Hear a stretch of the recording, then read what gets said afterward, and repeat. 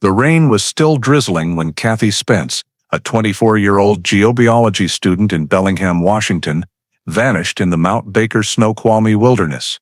On April 17, 2011, the rainforest was shrouded in thick fog and cold winds whipped through the wet tree canopies, with temperatures at just 5 degrees Celsius. At 7:42 a.m., Kathy's boyfriend received her final text, "Weak signal but okay. We'll check in later." Outside her small apartment on Ellis Street, a neighbor saw her with a backpack and a folded map, setting out into the heavy white fog. Her silver Subaru Forester was later found parked quietly at the trailhead. Doors locked, keys on the passenger seat. What happened in the next 24 hours would shake the state of Washington and mark the start of one of the coldest cases in modern American history. Before diving into the story, don't forget to subscribe to the channel and hit the notification bell to stay updated on the latest cases. On the morning of April 17, 2011, a light drizzle fell over the quiet streets of Bellingham, Washington. Kathy Spence, a 24-year-old graduate student in geobiology at Western Washington University, left her small apartment at the corner of Ellis Street with a worn backpack and a neatly folded map tucked into her jacket pocket. She was heading alone to Mount Baker-Snoqualmie National Forest to survey the ecosystem on the northern slopes. A spring semester trip she'd been excited about for weeks. It was still pre-dawn, the temperature hovering around 5 degrees Celsius, with fog so thick it swallowed the streetlights. An elderly neighbor, Louise Grant, saw Kathy set out, clearly recalling the silver Subaru Forester pulling away as the sun had yet to rise. At 7:42 a.m., Kathy sent her last text to her boyfriend with a smiley face, "Weak signal but okay, we'll check in later." After that, there was no further contact. All day, the forest rain continued, gray clouds blanketing the Mount Baker area, rendering cell signals nearly non-existent. By afternoon, her friends grew worried when Kathy didn't send photos or location updates as usual. By 7 p.m., the first call to her phone went unanswered. The signal was reduced to a faint, intermittent beep amid the rain. At 9:30 p.m., Kathy's mother, Helen Spence, called the Bellingham police, her voice trembling with fear. In an internal bulletin issued at 10:15 p.m., a brief but chilling notice read, "Young woman missing in Mount Baker-Snoqualmie National Forest. Victim identified as Kathy Spence, Bellingham resident." The bulletin ended the shift in silence, but signaled the start of the longest night for Whatcom County's rescue team. Less than an hour later, an emergency search plan was activated. The operation began that night, with rain still pounding the eastern slopes. 2 county rescue teams, 16 people, and 4 trained dogs set out from Bellingham at 11 p.m., entering the forest via Glacier Creek Trail, where Kathy was believed to have started that morning. The fog hung like a gray curtain around towering cedar trunks, limiting headlamp beams to a few meters ahead. The forest path was muddy, tires slipping on wet soil, leaving deep ruts like fresh wounds in the earth. One officer quietly told his partner, voice muffled by the rain, "If she was hiking in this weather without GPS, the chance of getting lost is high." But Hart, then just a deputy coordinating the scene, remained silent, eyes fixed on a topographic map spread over a soaked hood. He knew Kathy was an experienced field student, unlikely to lose her way. By nearly 3 a.m., they had to stop due to a small landslide at the second creek. Rainwater roared down, eroding rocks and soil. Flashlights flickered, fading in the fog. No signs, no heat signatures on infrared scanners. By 6 a.m., a Forestry Service helicopter swept the eastern slopes of Mount Baker. At 7:12 a.m., these pilots spotted a metallic glint through the fog. A vehicle, beneath dense pine cover, Kathy's silver Subaru Forester, sat silently by a dirt road, less than a quarter mile from the Cedar Ridge turnoff. The doors were locked, keys in the ignition. No signs of damage, no mud or footprints nearby. In the trunk, rescuers found a backpack, raincoat, binoculars, and a notebook documenting plant species, but no phone or GPS. The paper map she carried was wet and mud-stained, folded at a marker labeled CR07, an old logging road closed since 2008. The field report noted the vehicle was stable, handbrake engaged, seemingly parked deliberately. A thermal cup on the front seat held half a cup of cold coffee. Forensic photographers documented the vehicle, numbering each item, sealing evidence bags. At 9:10 a.m., another team expanded the search within a 5-mile radius of the car, covering slopes and creek lines. They used heat sensors and infrared cameras. On the ground, wet moss and broken branches made tracking nearly impossible. By noon, they found a small size 6 shoe print 200 meters from the car, heading toward the Cedar Ridge wooden gate, an area marked closed unsafe on internal maps. The print was half erased by water, but the sole matched the hiking boots Kathy often wore, per her mother. Hart frowned, ordering photos and GPS coordinates. He knew Cedar Ridge was a former private logging site, closed after a 2008 landslide killed 2 workers, its infrastructure never fully dismantled. If Kathy went that way, she'd have crossed a muddy slope deemed off-limits to civilians. As dusk fell, the rain persisted, and the rescue team set up a field camp. On the second night, floodlights lined the forest path, their white beams cutting through the fog. Search dogs followed Kathy's clothing scent, circling near the creek before losing the trail. At the command post, a topographic map hung on a wooden board, marked with red ink lines. Each red stroke was a hypothesis, a fall into a ravine, a slip into the creek, or a wrong turn north. But Hart stared at the small arrow pointing to Cedar Ridge, drawn bolder than the rest. If she went that way, he said softly, we might be searching in the wrong place. However, Bellingham police orders prohibited expanding into the old logging area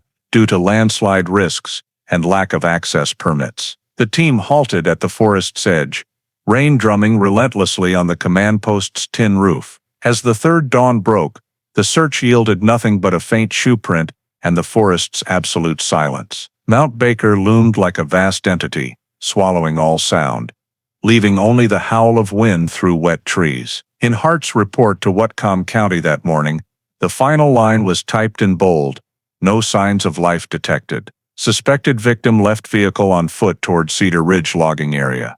Though the rain had eased, the air remained heavy with damp earth and pine resin. The first search team was relieved for a shift change, while a second group scoured the southern creek line. That afternoon, as weak sunlight pierced the fog, a rescuer named Dylan Rourke bent down, spotting something caught in waterlogged grass. It was a small leather-bound notebook, soaked, its edges frayed and muddy. Inside, pencil notes were faintly legible, detailed observations of moss, soil structure, wind direction, and sample collection, Kathy's meticulous style. On the last page, the handwriting shifted abruptly, a shaky line reading, heard noise from the north. Someone? The question mark stretched, scrawled hastily, as if in fear. Hart took the notebook from Rourke, sealed it in evidence bag #06, and looked north, where dark pines blended into thick fog. About 30 meters from the notebook, a mud-caked gray glove was found, wedged in fallen tree roots. Forensic photographers documented the scene. The item was sent for testing that day, but results came back negative. No DNA except Kathy's. Could be hers, a technician said, or someone touched it, but the rain washed it clean. The notebook became the first and only clue suggesting Kathy was alive, hours after leaving her car. Based on page sequence and pencil residue, the final note was estimated at around 9 a.m. This meant she'd moved deeper into the forest for nearly 2 hours after her last text. The question someone shifted the investigation. If Kathy heard a noise, she may have encountered someone, a stranger, an illegal logger, or a hunter. But accessing the northern area was difficult. It was part of the Cedar Ridge logging area, abandoned after the 2008 landslide that killed 2 workers. Since then, it was sealed with wooden fences and danger, unstable ground signs. Entry required county permits. Hart prepared a request, but at that afternoon's meeting, Sheriff Donald Miller, leading the operation, denied it. No one enters Cedar Ridge, he said, voice flat.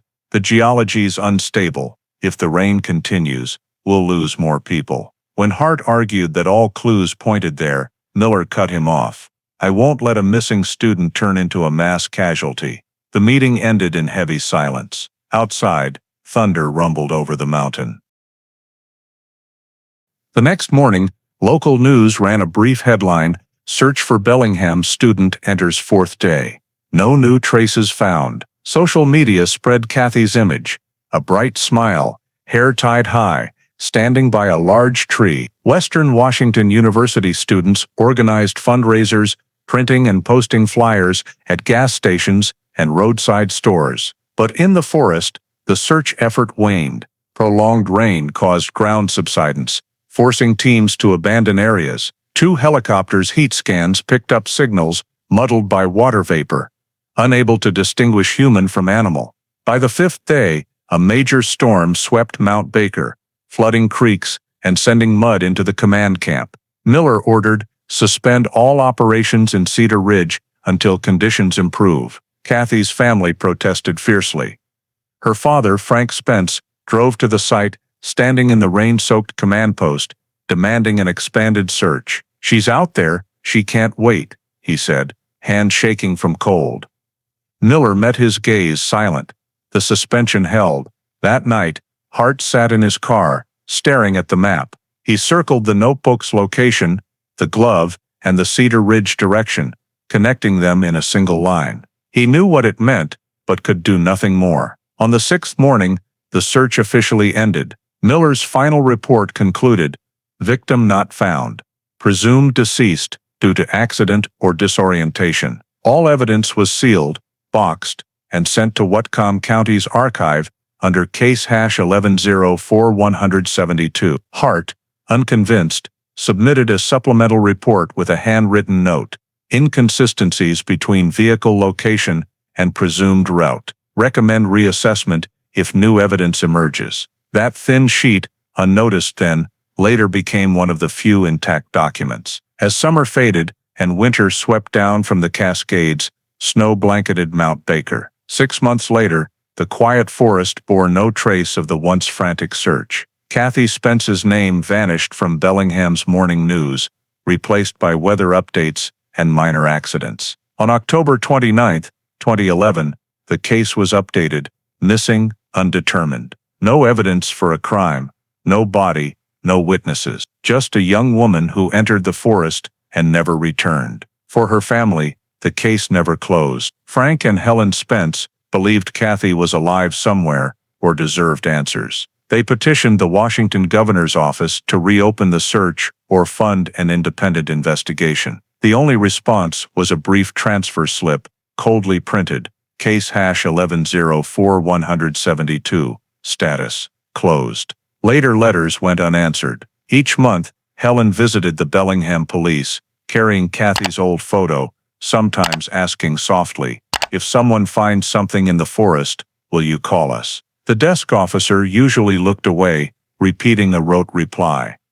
"We're still monitoring." Samuel Hart, then 36, was the only team member still haunted by the case. Back in Seattle, working for the state police's field investigation unit, he kept a folded frayed Mount Baker map on his desk, marked with red pencil lines from 2011. One evening, reviewing old reports, Hart noticed a discrepancy in the Subaru's GPS coordinates. The field report listed 48, 8,827 degree N, minus 121, 8,304 degree W, but his handwritten note from day 1 recorded 48, 8,839 degree N, minus 121, 8,321 degree W, a 200-meter shift northwest, closer to Cedar Ridge. He circled both, writing mismatch. Verify next time, but next time never came. In November 2011,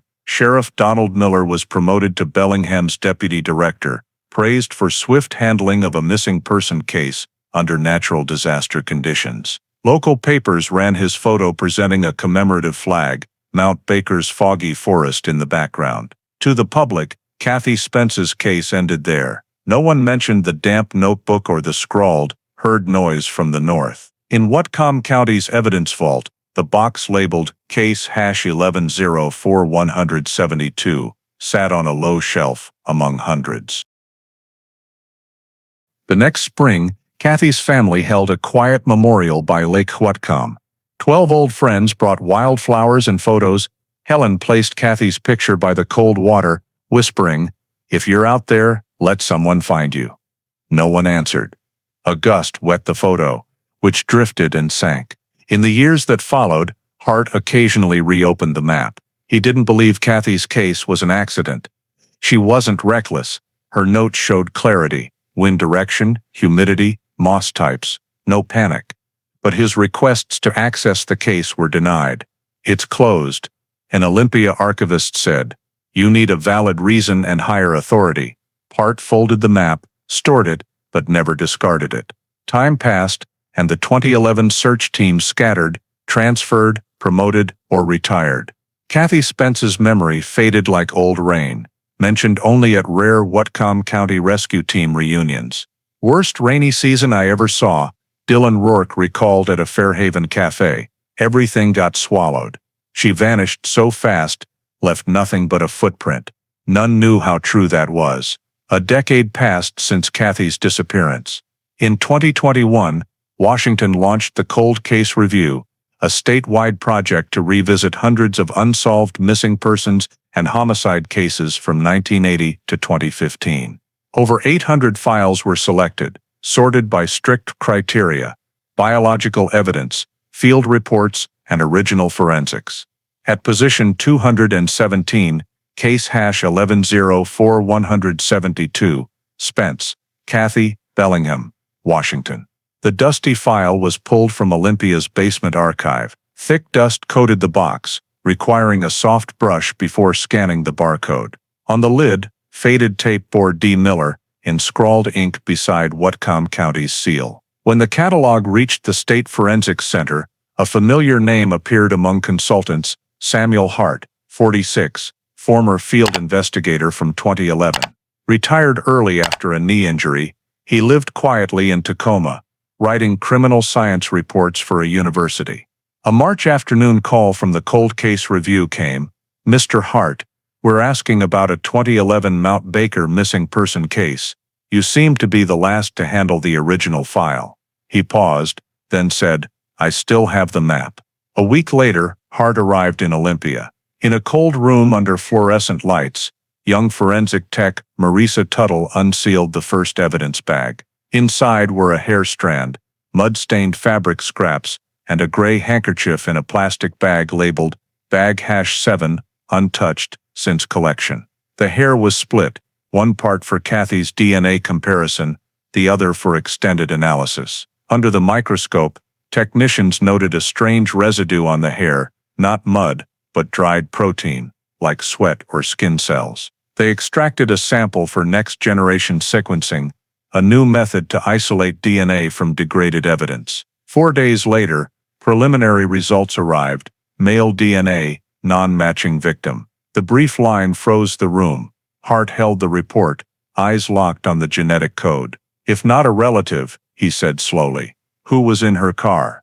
The 2011 field report mentioned no second person. The car was locked, no signs of tampering or struggle. The only question: how did this DNA get there? The DNA was submitted to CODIS, the national database of over 10 million criminal profiles. 2 weeks later, no match found. An unidentified man, no name, no record, existed as a genetic shadow. Marisa said, "Could be someone with her we didn't know," or, "She trailed off." Hart understood the rest. That afternoon, he reviewed evidence logs. Most bags bore field team signatures. The handkerchief bag had a different ink note. "Repacked." DM Hart paused, finger tracing the text. He recalled Miller ordering Bag Hash 7 discarded as wet worthless. Why was it here sealed? Someone had preserved it silently. That night, alone in an Olympia hotel, Hart spread photocopies on the bed, reconstructing the timeline. 7:42 a.m. last text. 9 a.m. note, he heard heard noise from the north. Someone, 10:15 a.m. car, abandoned locked. All timestamps aligned, except Miller's coordinates, off by 200 meters. Those 200 meters, he muttered, could change the whole case. The next morning, Hart urged the cold case team to revisit the original scene, but the program funded only lab analysis, not field work. We analyze data, the coordinator said, not reinvestigate. Hart understood, but couldn't hide his frustration. Holding the DNA results, he said softly.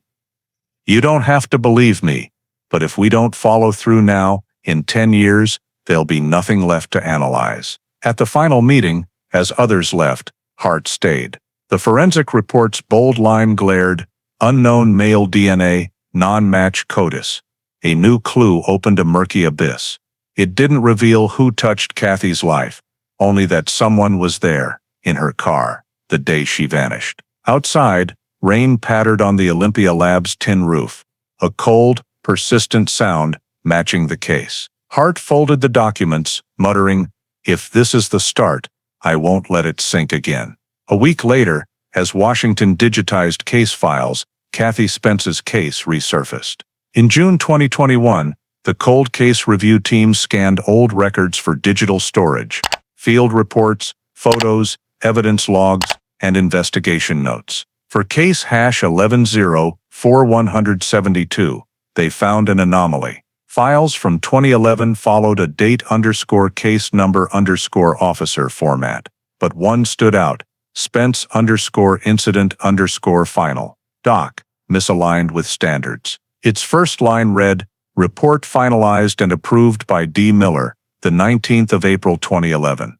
The issue was that according to Whatcom County's management system, Kathy Spence's case file was closed on April 18th. A report finalized after the case was officially closed? That didn't align with any standard procedure. Hart was informed the next morning. He went to the electronic archives, holding a freshly printed sheet, and examined the metadata at the bottom. Created April 18, 2011. Modified April 19, 2011. Author, D. Miller. He frowned. In his memory, April 18th was when the search was still ongoing. No official conclusion had been reached. What report gets finalized before the search ends? He asked. The young technician shook his head. Impossible. Only the commander can update after a case is closed. The line modified by D. Miller sat silently like a cut. Hart requested the original 2011 printed records for comparison. After searching the archive, they pulled out a thick, yellowed paper file. In the inventory, the evidence bags section listed numbers 1 through 8. However, the digitized version only showed up to number 6. Bag #7 was entirely missing from the electronic record. He flipped through the pages until he noticed a tear between pages 15 and 16, as if a sheet had been ripped out. On the remaining edge, faint black ink revealed the words, "Gray cloth found on front seat," describing the handkerchief. Hart remembered being sealed and signed by Miller. He placed both hands on the paper, feeling his scalp tighten. In the evidence vault, bag #7 still existed, fully sealed, but in the administrative record, it had been erased. He requested a full system backup extraction from April 19, 2011. The computer displayed a list of changes made in the final 5 minutes before the file was closed. Edits to the evidence collection section, deletion of repacked by Officer M. Brown, and the addition of reviewed, no relevant trace. The editor, D. Miller. Hart had no more doubts. Someone with command-level access had tampered with the file to remove evidence. He sat silently for a moment, staring at the cold text flickering on the screen, then said softly, "They cleaned it up 10 years ago." The next day, Hart presented his findings at the cold case team meeting. The initial response was silence. The project supervisor, Pierce, sighed. "Miller's retired. If you want to accuse him, we need more than metadata." But Hart didn't let it go. He requested access to the Bellingham Police Department's internal server logs, but the request was denied for operational security reasons. A week later, he submitted a formal letter to the Washington Attorney General's office, titled, "Request for Internal Inquiry, Potential Evidence Tampering in Case #1104-172. In the 7-page petition, Hart detailed the discrepancies between the paper and digital records. Attaching metadata images, he noted in red ink, Changes were made by the individual who was the field commander and had the authority to halt the search operation. An investigation into potential unauthorized document alteration is needed. The Attorney General's office received the petition, stamping it on June 14, 2021. 2 weeks after submitting the petition, Hart was granted temporary access to the original technical data from Kathy Spence's case, including a backup of the GPS device seized in 2011. The device had been listed as non-functional due to water damage to its battery and circuits, but with new data recovery technology, the Washington Cold Case Digital Forensics team extracted the uncorrupted memory. When the data file lit up the screen, scattered coordinates appeared like a string of beads. The final path Kathy took, mapped by hundreds of spatial markers. Hart stared at the map, his finger tracing the path on the screen. Starting point, Thunder Creek Trailhead, matching the Subaru's location. From there, the trail stretched north over 1.5 miles, then veered sharply west, toward the Cedar Ridge logging area, restricted since 2008. Technicians confirmed the signal continued for another 17 minutes before stopping at coordinates 48, 8,834 degree N, minus 121, 8,323 degree W, a spot within the sealed-off forest. The data showed no signs of a return. The signal cut off completely. If this was her final route, Hart said quietly, she wasn't lost. She was heading somewhere. He requested a 3D terrain model using LiDAR data from Mount Baker for that period. The technician loaded the topographic map, overlaying the GPS data. On the screen, Cedar Ridge appeared as a depression in the forest. Hart zoomed in on the route's endpoint.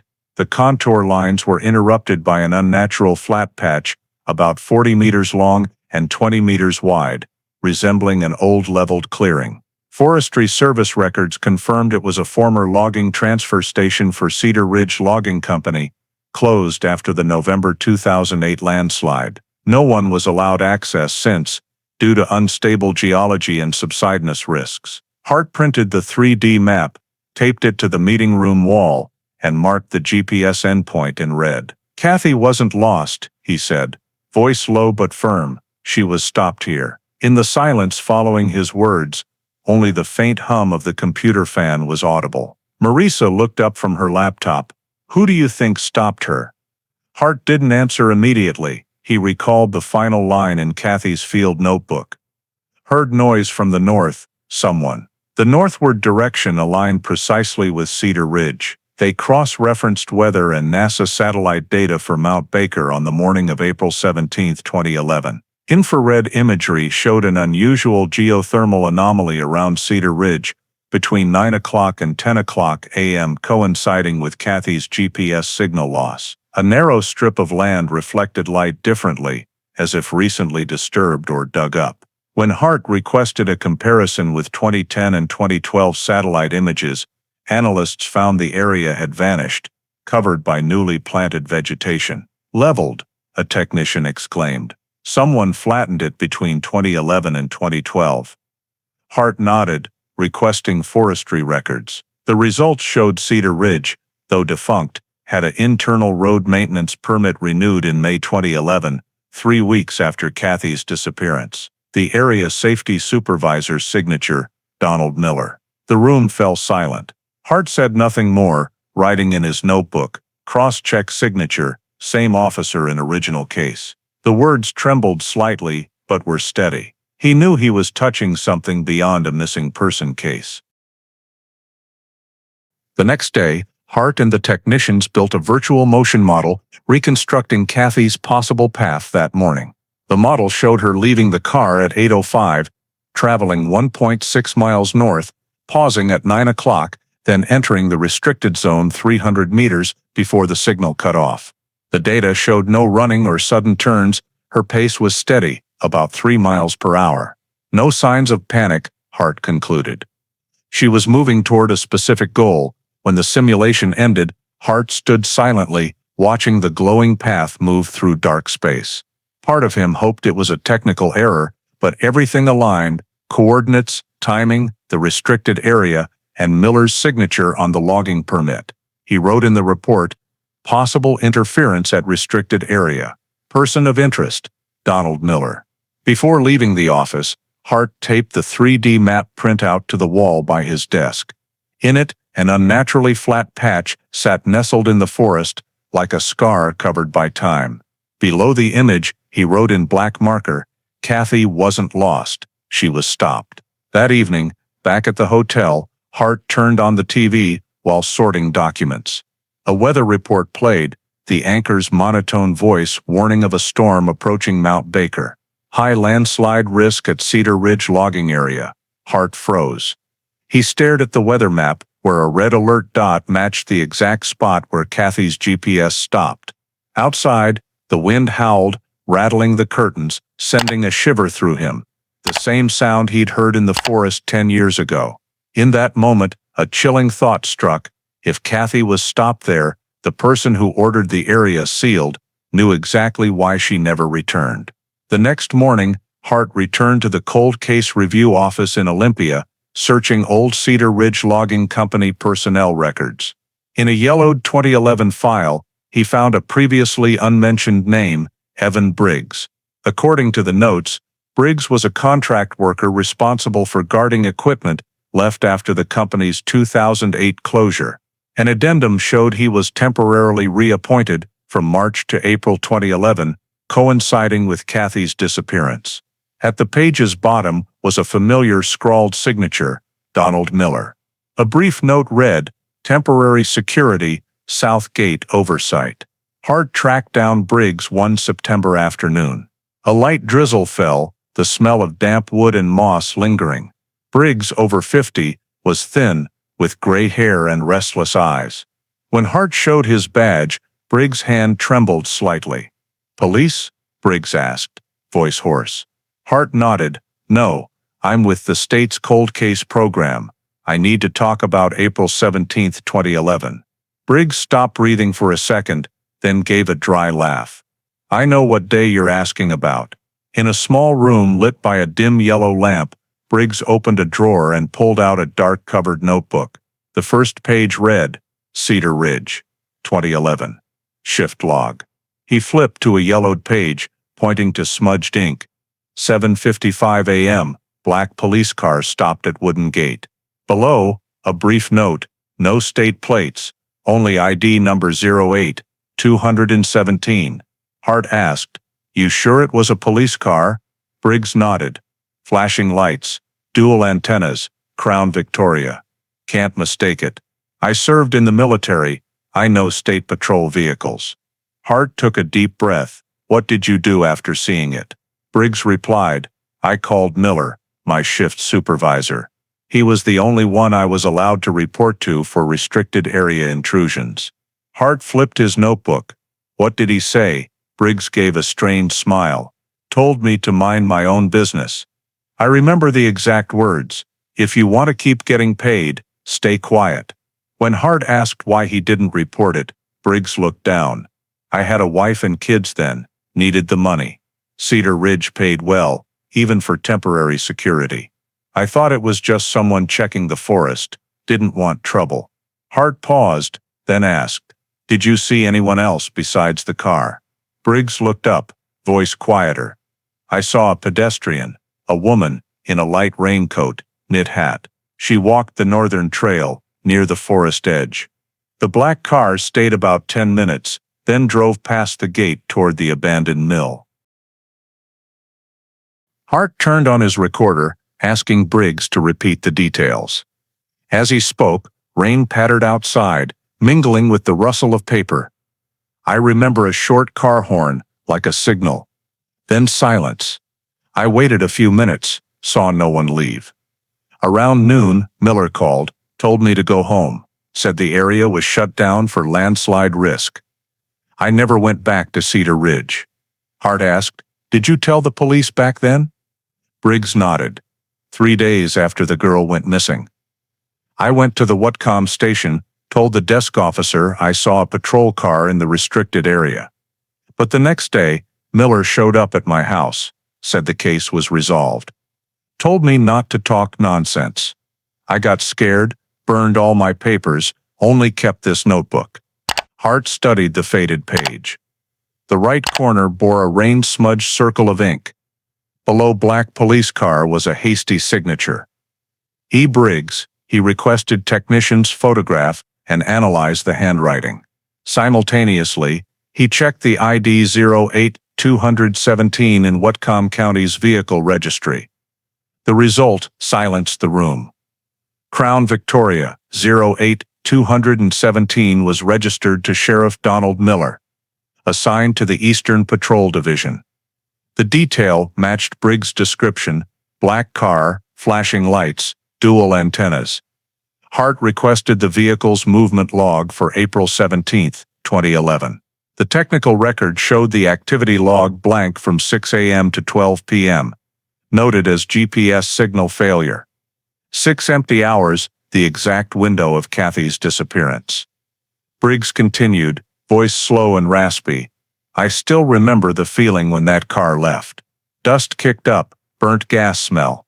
A bit later, there was a sound like a bang or metal crashing. I thought it was old machinery collapsing, but now I'm not sure. Hart asked, can you mark where the car stopped? Briggs took a map, marking a red dot matching Kathy's final GPS coordinates. As Hart left Briggs' house, the sky was pitch dark. The forest rain fell like endless silver threads, pattering on the car hood. Hart stood in the downpour, a chill running down his spine. The final puzzle piece of the 10-year case emerged, not speculation, but clear evidence that the sheriff leading the 2011 search was at the scene when the victim vanished. In the car, Hart turned on the light, writing the day's final note. Witness Evan Briggs' testimony confirms Donald Miller's vehicle was at the scene on the morning of April 17, 2011. Cross-check movement log and area lockdown timing. Ink bled on the page with the rain's rhythm. Hart closed the notebook, staring through the fogged windshield. In the distance, Mount Baker's forest faded into the night, only the wind's howl through wet trees remaining. He knew, from this moment, Kathy Spence's case was no longer a natural mystery, but a crime concealed within Washington's police ranks. The next morning, Hart brought all reports and Briggs' recorded testimony to the Olympia Forensics Office. He urgently requested reanalysis of the 2011 evidence, bag #7, the handkerchief found in Kathy's car. Technicians worked silently for 48 hours. The sample was run through full genome sequencing, a technology unavailable a decade ago. Hart sat in the observation room, eyes fixed on the screen as thousands of DNA strands emerged, each character unlocking a secret sealed for 10 years. He knew, if this result mattered, it would be the first key to shift the case from missing to criminal interference. 3 days later, the report arrived at the Cold Case Review Office. The opening line was stark: full genome sequencing completed, high confidence match. The bolded conclusion: 99.98% match with DNA profile of police training officer Donald J. Miller, stored in Washington State Personnel System, 1990. Hart reread the line. He couldn't believe his eyes. Miller, the search commander, the one who signed the investigation's closure, the head of Whatcom County Police at the time, was now the sole suspect with biological traces in the victim's evidence. When Hart asked lead examiner, Dr. Alana Ruiz, about the chance of a random match, she shook her head. Impossible. Less than 1 in 10 million. This isn't environmental DNA, it's human sweat, deeply embedded in the fabric, indicating direct contact near the time of use. She looked at Hart, adding, if this was a random disappearance, Miller shouldn't have been in her car. Hart stepped into the hallway, neon light casting shadows on his weathered face, creased from sleepless nights. He pulled out his phone, calling federal investigator Rachel Mendez, who had worked with him on the 2019 Bethel Creek case. Rachel, he said quietly, I need a temporary surveillance warrant for someone, Donald Miller. I have DNA evidence and a witness confirming he was at the 2011 disappearance scene. Silence followed. You're talking about the former Whatcom County Sheriff? Yes. I'll request a warrant from the DOJ, but we need a second verification. Send me the forensic report copy. That night, Hart didn't go home. He sat in the office, staring at Kathy's photo on the wall, next to the Cedar Ridge map. Everything was aligning: Miller's patrol car, tampered GPS coordinates, altered report file, and now his DNA in the victim's car. He opened the original file, rereading Miller's 2011 note: vehicle locked, no signs of intrusion, no foreign items detected. The words now felt bitter. Miller wrote that after his own DNA was in the evidence he claimed was unremarkable. The next morning, at the cold case review meeting, Hart presented the findings to the team. The slide showed two perfectly aligned DNA charts. Mendez sat at the table's corner, expressionless. When the final slide displayed match confidence 99.98%, she tapped the table lightly. "So, we have a criminal element." The legal team leader nodded, reading aloud: Kathy Spence case, #1104-172, officially reclassified, missing person with criminal interference. That afternoon, a covert surveillance warrant was signed. Miller, 64, lived in a two-story house in suburban Everett north of Seattle with his wife and son. He'd retired in 2016 after 30 years of service. Neighbors described him as quiet, reserved, but every morning at 5:30, he drove along forest roads. No one knew why. A surveillance team of 2 FBI agents and a state police technician monitored him 24/7. On the first day, they noted Miller driving an old silver Ford Ranger toward North Cascades Highway, stopping near Concrete, 40 miles from Cedar Ridge. He stayed 2 hours, contacting no one, just sitting in the car. He stopped at a gas station for coffee, then drove home. That night, he didn't turn on the living room light, but surveillance cameras caught him opening a wooden cabinet, taking out a green metal box, and staring at it for a long time. Hart received the report at 1 a.m. He leaned back in his chair after reading it. "He's waiting," he said. "No running, no reaction. He might think no one dares touch him." Mendez replied, "Former cops often feel untouchable, but if the DNA is real, we just need physical evidence or a witness confirming the scene." On the third day of the operation, the forensics team analyzed fingerprints on old items in Kathy's car. By chance, in the glove compartment, they found dust disturbed in the shape of fingerprints. Comparison analysis showed a 12-point match with Donald Miller's fingerprints from his 1989 record. Hart sat silently upon receiving the results. He wrote in his notebook, "DNA and fingerprints match. Miller touched the car's interior. The only logical reason he was there before it was locked." From that moment the case was escalated to active criminal investigation. A team of prosecutors was assigned to prepare a preliminary indictment. However, Mendez advised Hart to keep the information confidential until an official arrest warrant was issued. If he knows he's being watched, everything could disappear. People who've manipulated the system know how to erase their tracks.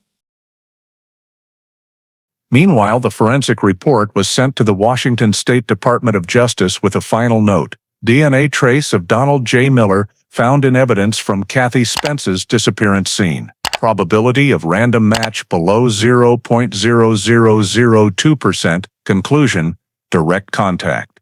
Hart held the printout, staring at the italicized line at the bottom. Case reopened by Washington Cold Case Review, August 2021. 10 years. A decade had passed since Kathy vanished, and the truth was finally emerging, not from the deep forest, but from the records of the agency that once claimed nothing unusual was found. That evening, while passing Cedar Ridge Lake on a work trip, Hart stopped his car, gazing at the dark, rippling water under the moonlight. He recalled Briggs' words: "The black car drove in, then went silent." Now, there was no doubt the person in that car was Donald Miller, and in that vehicle, he may have carried Kathy Spence, or at least her final trace, left on the forgotten handkerchief in the car. Hart returned to the office, turned on the recorder, and read the day's final note into the record. Forensic results confirm Kathy Spence's case is no longer a simple disappearance. This is a criminal case with elements of concealment. The only person present, with power and motive to silence everyone, is Donald J. Miller. The anticipated search warrant for Donald Miller's home, expected to be signed immediately after the DNA confirmation, was unexpectedly delayed. An internal memo from the Washington Attorney General's office stated, "Execution paused due to sensitive and political factors. No further explanation." Hart read the line 3 times, feeling a cold punch to the chest. He'd seen the system drag its feet, witnessed cases stalled for lack of funding, but this was the first time he felt an invisible wall, not to protect justice, but to shield one man. Donald Miller wasn't just a former sheriff. In the 1990s, he received the Washington Community Service Medal for contributions to rescue operations and building the local police's image. In the press, he was a model of an honest, dedicated, community-oriented officer. After retirement, he joined Everett's Security Advisory Board, connected to many figures in the state's administrative machine. Mendez said bluntly in an emergency meeting, "No one wants to sign an arrest warrant for a systems icon." Hart replied, voice icy, "But that icon has DNA in a missing girl's car." Blocked by legal constraints, Hart formed a small independent investigation team, Cold Case Unit 7, consisting of himself, forensic technician Marisa Lorne, and retired federal agent Tim Reddick. They operated under the guise of reviewing old case files to gather evidence off the official grid. Mendez, though not formally involved, quietly provided necessary data. The 3 met in a small basement room at the Cold Case Review Building, yellow light illuminating stacks of old files. Hart pointed to a wall chart. "We have DNA, fingerprints, witness testimony, but no search warrant. So, we need undeniable evidence, something that forces the system to act." Marisa, who habitually backed up all old audio files, searched the Whatcom County Sheriff's data archive for recordings labeled non-criminal. She opened file after file until she reached one named call_2012-07-2 6_unc.wav. The audio was distorted but clear. A trembling voice said, "I can't give my name, but they found her. They hid her at Cedar Ridge. Please don't call back." A beat of silence, then the call ended. Marisa froze. The call was on July 26, 2012, from a payphone in Cedro Woolley. Hart grabbed the headphones, replaying it. The voice was faint but distinct. "They found her." He asked, "Who took this call?" Per the record, it was Whatcom County's crime hotline. The report was forwarded to the sheriff's office, to Miller. Hart frowned, and what did he do with it? Marisa pulled up the file on the screen. He labeled it non-criminal, unverified tip, and sent it to storage. No investigation notes, no follow-up report. Reddick, silent until now, spoke softly. An anonymous caller said they found the victim, not just a trace. If Miller received it and labeled it non-criminal, it means he knew exactly where that tip could lead. Hart requested a voice analysis. After 2 days of audio processing, the results identified the caller as a middle-aged male, with signs of stress and rapid breathing, a northwestern accent. The system compared 1,200 voice samples in the state database, but found no exact match. However, partial recognition showed an 83% similarity to Evan Briggs, the former Cedar Ridge security guard. Hart met Briggs again. When he played the recording, Briggs stiffened. His face paled, but he shook his head. "I don't remember. It might have been me, might not. I thought about calling, but I was scared. Maybe I did it while drunk." Hart didn't press, only asked, "What did you mean by they found her?" Briggs stared at the wooden floor, voice faltering. "Back then, weeks after Miller stepped down, I met a truck driver at Cedar Ridge. He said Miller cleaned everything up in the forest. I didn't dare ask more." Hart gave a copy of the recording to Mendez. She read the report, silent for a long time. "If this tape is real, it could prove Miller knew the body's location and had someone else clean it up," Hart added. "He didn't just hide evidence, he controlled the entire scene." Mendez sighed. "I can present this to the federal office, but they'll demand state-level confirmation, and the state is silent right now." Hart understood. He glanced at the clock. 2 a.m. rain pounded the window. In the dark, Everett glowed faintly yellow, and he knew Miller might be sleeping soundly on his sofa, below which sat a green metal box holding what Washington had tried to forget. The next day, Unit 7 found another detail in the archive, a 2011 search report, Appendix C, misfiled under Environmental Resources. It contained a handwritten note in black ink. Patrol at 9:15 a.m., Cedar Ridge area, confirmed terrain collapse, area buried, case closed. Below was Miller's signature. Hart tapped the paper, looking at Marisa. He didn't just know, he was there, saw it, and declared the area buried. But when he sent a copy of the appendix to the Attorney General's office, the response was, document validity unconfirmed, no legal action until approved. A polished way of saying buried again.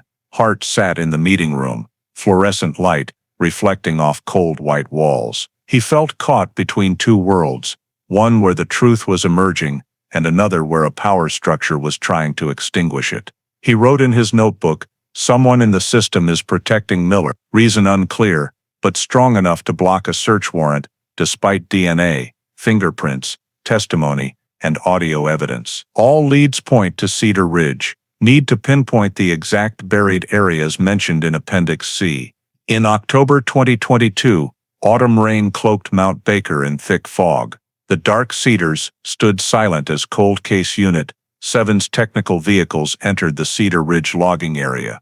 Barred from activity for over a decade, the place Miller declared collapsed, inaccessible. Hart sat in the front seat, eyes fixed on the muddy, moss-covered road. He'd waited over a decade for this day. For the first time in 11 years, the area where Kathy Spence vanished was reopened, not to find a person, but to find the truth. The forest nearly swallowed all sound. The technical team set up ground-penetrating radar, a silver frame with antennas lowered inches from the ground. Marisa operated a tablet linked directly to it, the screen displaying subsurface layers like black and white waves. If there's a burial pit or man-made structure below, she said, the radar will show a distinct wave pattern, chaotic reflection. Hart nodded.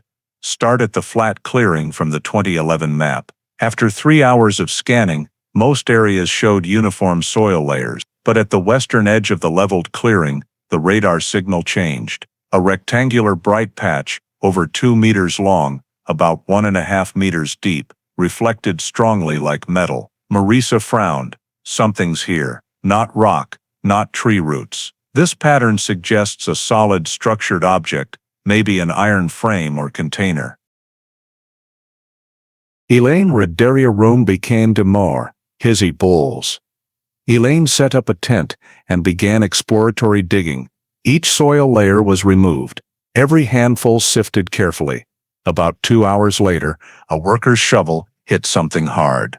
A metallic clang echoed through the forest. They stopped. Flashlights revealed a rusted iron frame corner, part of an old industrial container or folding bed frame. There's fabric, Marisa said, kneeling to brush away mud. Beneath the damp soil was a dark green waterproof tarp, rotted but clinging to the frame. When lifted, a heavy smell of damp and rusted iron rose. One corner of the fabric bore a dark stain, spreading as if seeped from within. Hart, gloved, used a knife to cut a small sample, sealing it in an evidence bag. The flashlight showed faint brown spots, old blood. Take a DNA sample, he said. The team stood still, no one speaking. In the silence, the wind sighed through the forest. Hart knew this moment changed everything. No more doubts about missing, no possibility of lost. This was evidence of a crime. The sample was sent to the Olympia Forensic Lab under emergency protocol. 3 days later, results arrived via secure channel. Female DNA 100% match with Kathy Spence's genetic profile, confirmed by CODIS. The accompanying note stated, blood on fabric has a degradation age of approximately 10-12 years. Hart read it, silent for a long time. Mendez entered, holding a coffee. So, we have official confirmation, she said. Biological evidence at the scene proves she died at Cedar Ridge. Hart replied softly, not died, hidden. Immediately after the results were released, Kathy Spence's case was escalated. The old file, case hash 1104-172, was replaced with a new designation, homicide, second-degree Washington State Prosecutor's Office. The state prosecutor's hotline held a brief press conference. Thanks to scientific advancements and the cold case review program's efforts, we've officially classified Kathy Spence's case as second-degree homicide.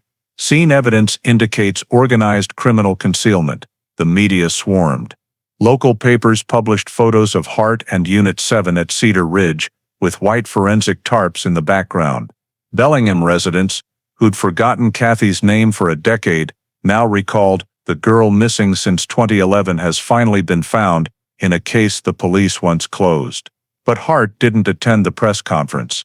He stayed at the scene, watching the iron frame lifted by cables.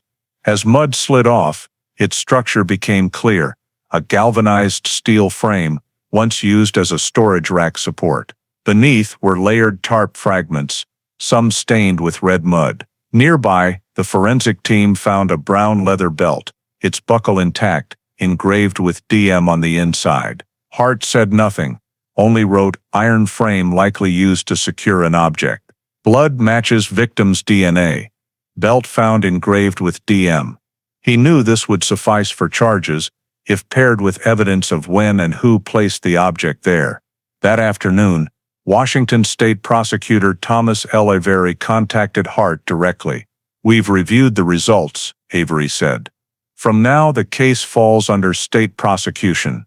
Miller is officially the primary suspect. I'll sign an arrest warrant if you can provide one more link. Vehicle or witness confirming he was at Cedar Ridge on April 17, 2011. Hart agreed. He ended the call, looking around the cold, wet forest. The forensic team's vehicle lights illuminated the freshly dug soil, the deepest secret of these mountains. He picked up a handful of mud, squeezing it, smelling the faint iron tang. "She's been here for 11 years, he said softly, like a promise. "And we won't leave until they know who did this." That evening, at Olympia headquarters, an internal bulletin was sent with the title, "Cold Case Unit 7, Confirmation Report. Blood sample from waterproof fabric at Cedar Ridge logging area matches victim Kathy Spence's DNA. Case reclassified, homicide, second degree. State prosecutor to coordinate. Recommend continued surveillance of Donald J. Miller, residing in Everett, Washington." Below, Hart signed, his pen trembling slightly. That had done set was soberly on the tin roof. He looked up at Kathy's photo on the bulletin board, a young woman with wet hair, a bright smile, and eyes gazing toward the fog-covered Baker Mountains. She'd vanished into the forest one rainy morning, and 11 years later, that forest had returned the truth. For the first time in a decade, Hart felt the case was no longer a shadow. It now had form, blood, evidence, and a name everyone knew but no one dared speak: Donald J. Miller. On October 22, 2022, 3 days after the DNA results were announced, Hart returned to the Olympia Evidence Storage Facility, where all Kathy Spence's 2011 evidence was kept. He requested bag hash 7, the handkerchief that had pivoted the investigation. But when the staff brought it out, Hart immediately sensed something was wrong. The bag's seal wasn't the standard white barcode tape from 2011 regulations, but a lemon-yellow tape used internally by the Whatcom County Sheriff's Office. A scrap of paper on the seal bore a blue ink note. DM0417. Hart leaned closer. DM was Donald Miller's initials. He ordered the staff to document a new unsealing, photographing every angle of the bag, then sent it to the document analysis lab. Handwriting expert Dr. Eleanor Phelps compared the seal's signature to Miller's 1990 training file sample. It took her 10 minutes to conclude. The stroke, slant, and pen pressure are an exact match. Not coincidental. Bag hash 7 was resealed by Donald J. Miller himself. Hart stood still. The room was dead silent. Everyone understood. Miller wasn't just involved, he had directly tampered with evidence. Cold Case Unit 7 immediately reviewed the chain of custody logs. The record showed that on April 19, 2011, 2 days after Kathy's disappearance, bag #7 was transferred from the field team to Miller's office for administrative review. What happened next was unclear. Only when Hart reopened the case in 2021 was the bag sent for DNA testing.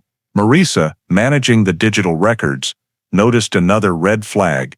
Bag 7's original storage code was changed.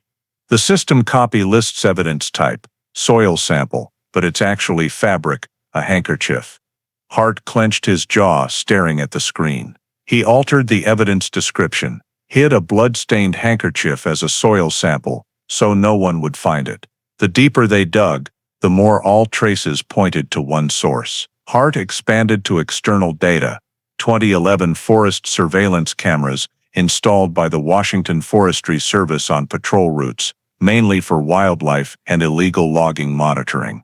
The old data was stored on a damaged drive, but Marisa's recovery team retrieved a portion. They scanned thousands of grainy frames from April 17, 2011, at 9:12 a.m., when Kathy's GPS signal cut off. In one blurry frame, from a camera nearly a mile from Cedar Ridge, a figure in a police jacket emerged from dense trees, holding something long, possibly a shovel or stick. The resolution was low, the face unclear, but a reflective emblem on the left shoulder gleamed, the 7-pointed star of the Whatcom County Sheriff's Office. Hart requested a color and pattern analysis of the jacket.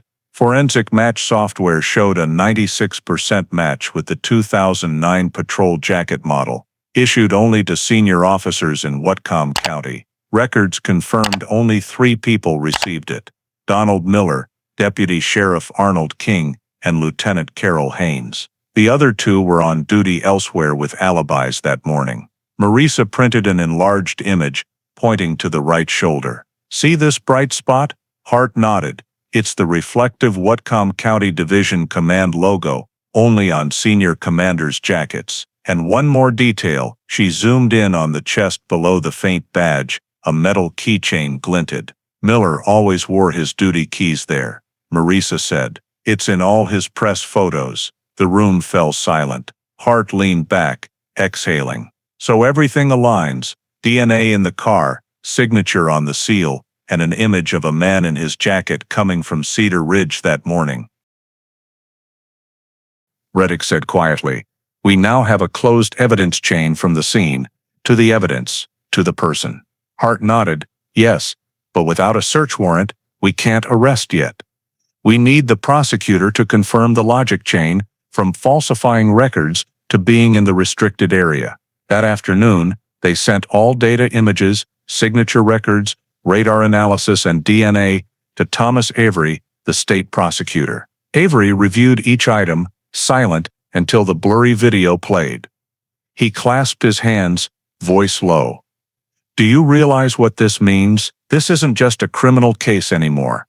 It's a cover-up within the public authority." Hart replied curtly, "We've known that for a while." Avery nodded. "I'll file for a state court warrant within 48 hours to search Miller's home. With what you have, victim's blood match, forged signature, and scene confirmation, the court can't refuse." As Avery left, Hart stood staring at the screen. The image of the man in the police jacket leaving the forest froze mid-frame, grainy bright spots flickering on a gray background like trembling stars. He knew exactly who he was looking at, though the face was a blur. In his notebook, he wrote a short, heavy line: "Complete evidence chain." Donald J. Miller was present, tampered, and orchestrated the cover-up. Cedar Ridge is no longer a buried secret, it's a murder scene. Outside, rain began to fall. A fine, cold, persistent Washington drizzle. Hart stood by the glass door, hearing the water tap the tin roof, like justice drawing near. He knew everything was ready: evidence, testimony, DNA, images, all forming a straight line to one name. Only one step remained: bringing Miller to light. 2 days later, before leaving the Olympia office, Hart received a call from Avery. His voice was low and brief.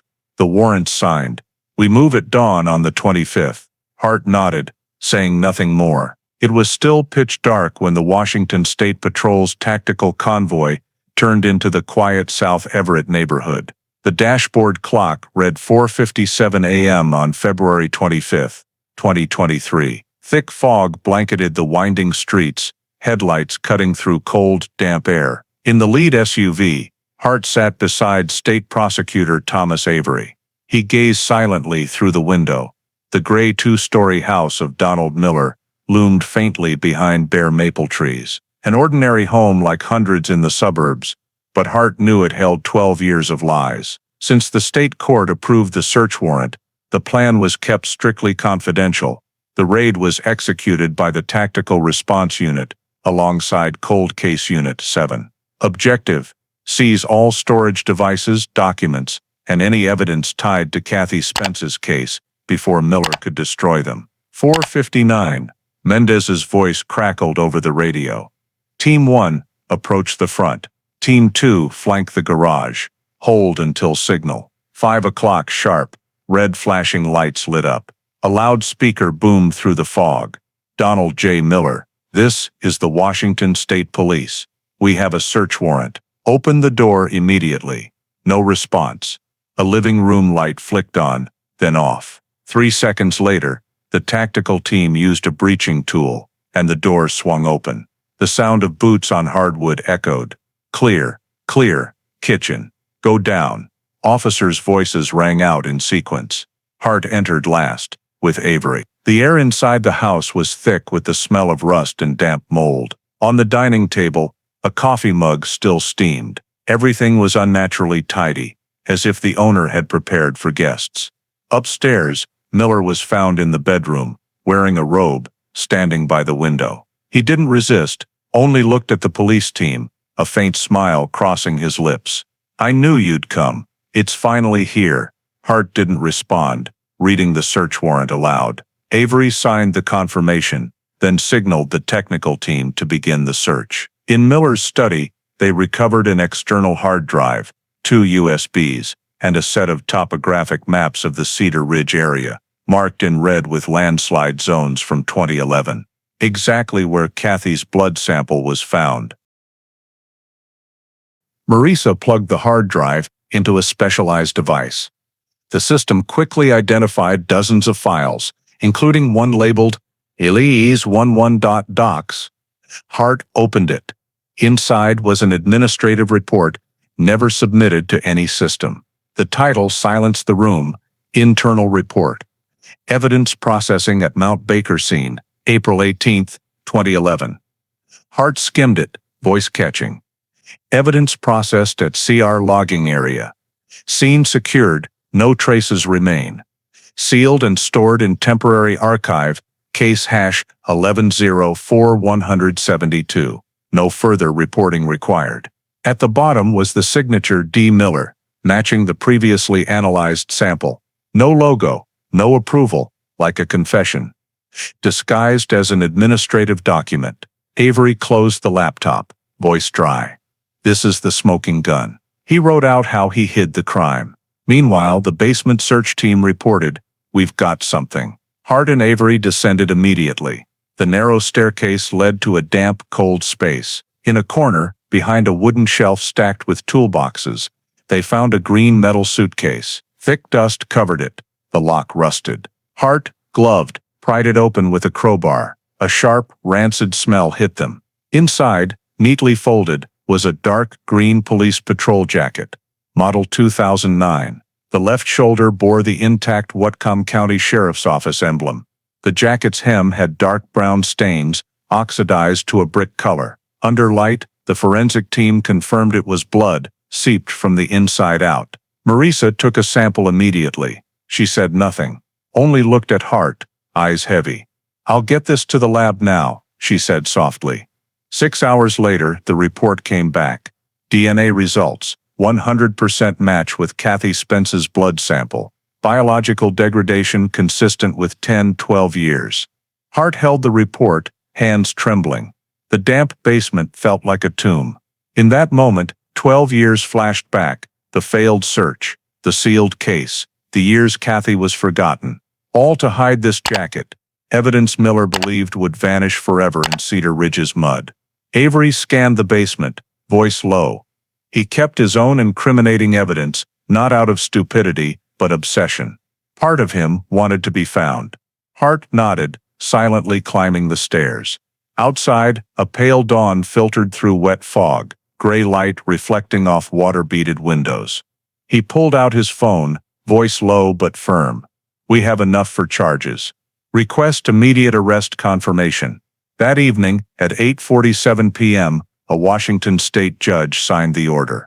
Arrest Donald J. Miller, charges of second-degree murder, obstruction of investigation, evidence tampering, and abuse of public office. At 9:10 p.m., the quiet Everett neighborhood lit up with flashing patrol lights and sirens tearing through the fog.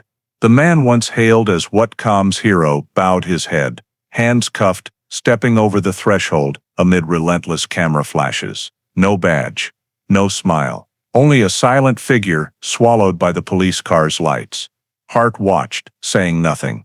He knew the legal battle was just beginning, but at least justice had reached the doorstep of a man once deemed untouchable. And somewhere in Washington's rain-soaked forest, Kathy Spence finally had a voice. The next morning, February 26, 2023, Everett's fog lingered.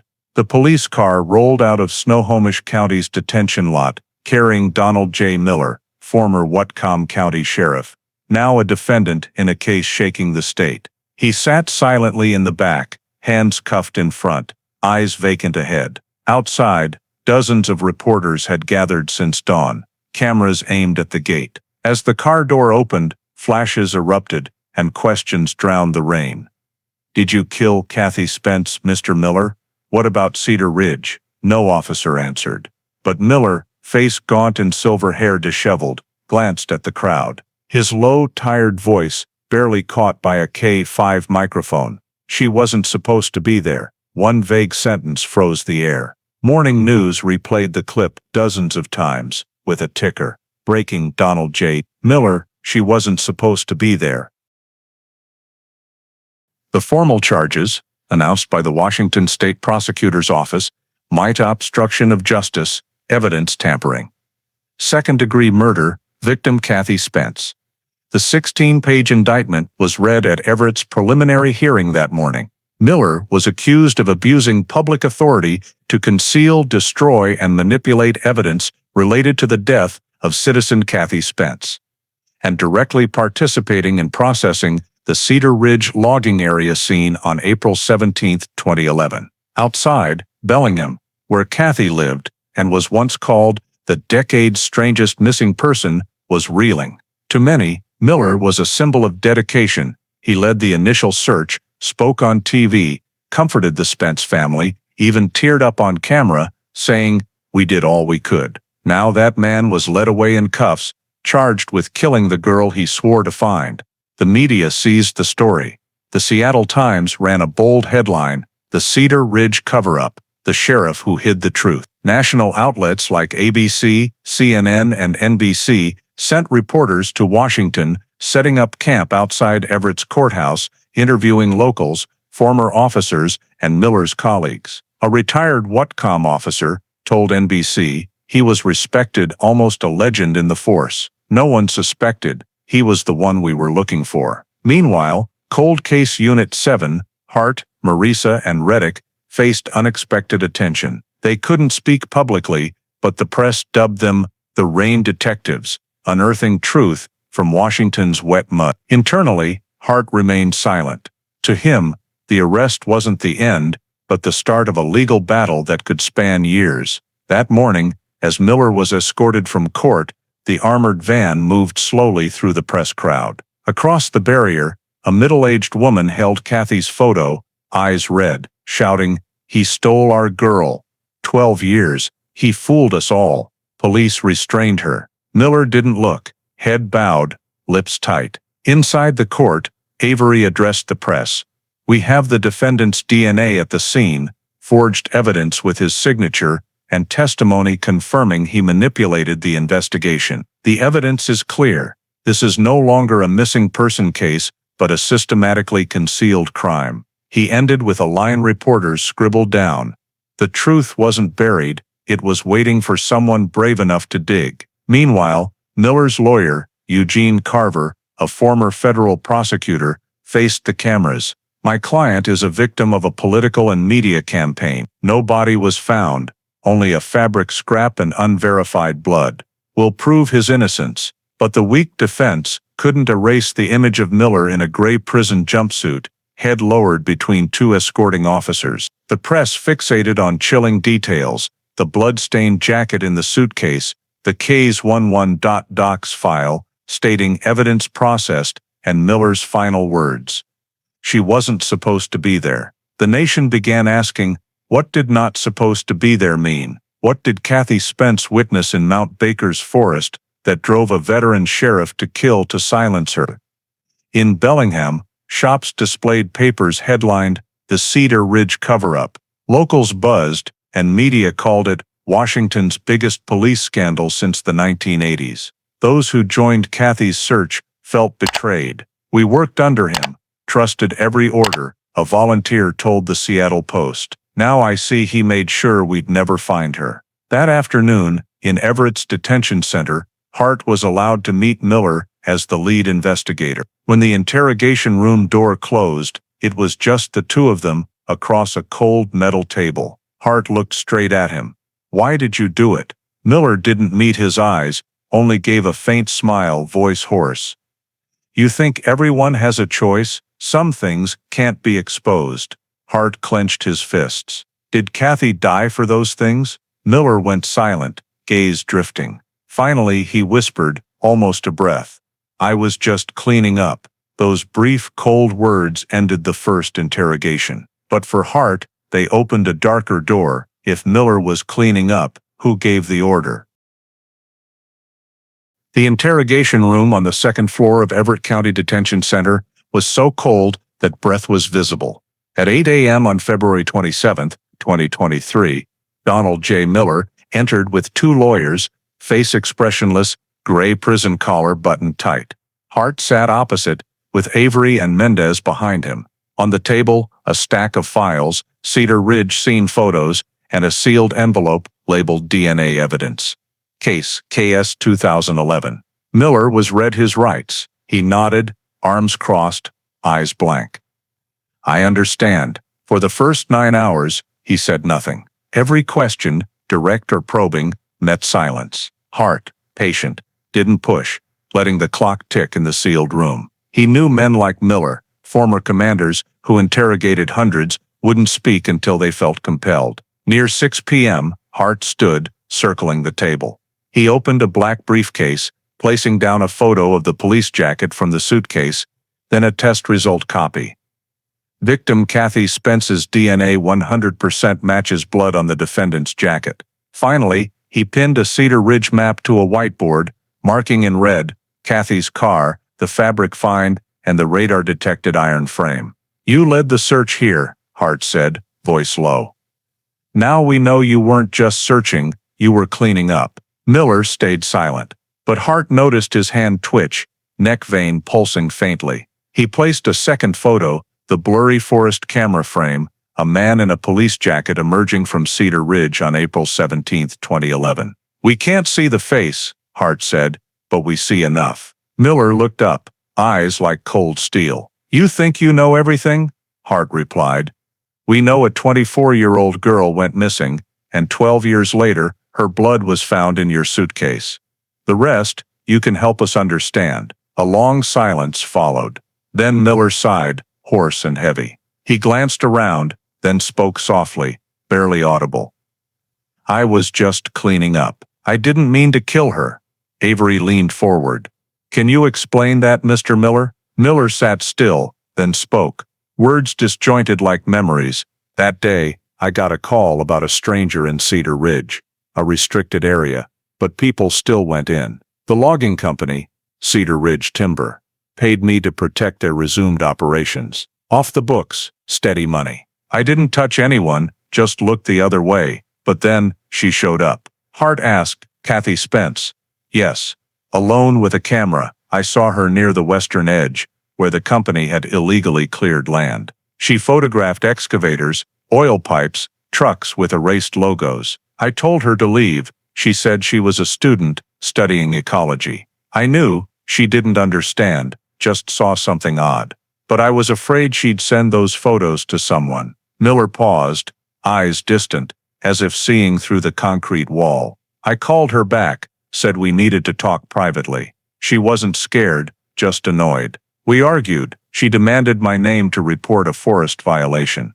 I grabbed her camera. She pulled away. When I held her arm, she slipped. Her head hit a rock nearby. I heard a crack. She fell, unresponsive. The room was silent. Hart felt his skin go cold. He asked, "Did you call for help?" "No," Miller said, voice rough. I panicked. I was afraid everything would collapse.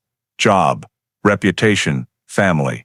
If they knew I took bribes from the company, I was done. I thought she was dead. I dragged her body to my car, drove to the leveled clearing, prone to landslides. No one goes there. I covered her with a tarp, placed her under the iron frame. When I buried her, the rain had started. Avery interjected, "And you went back to process evidence the next day?" "Yes." I returned, cleaned anything I could, bag, gloves, fabric scraps. I sealed them myself, labeled them soil samples in the report. Then I locked down the scene, posted danger signs. I thought it was over.